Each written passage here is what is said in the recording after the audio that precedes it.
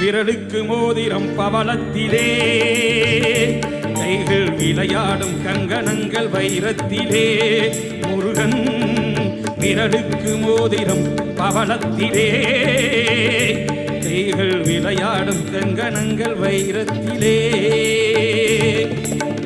தங்கத்திருப்பாதம் வணங்கும் போது, தங்கத்திருப்பாதம் வணங்கும் போது பெறுகின்ற சுகத்திற்கு எல்லையேது? நாம் பெறுகின்ற சுகத்திற்கு எல்லையேது?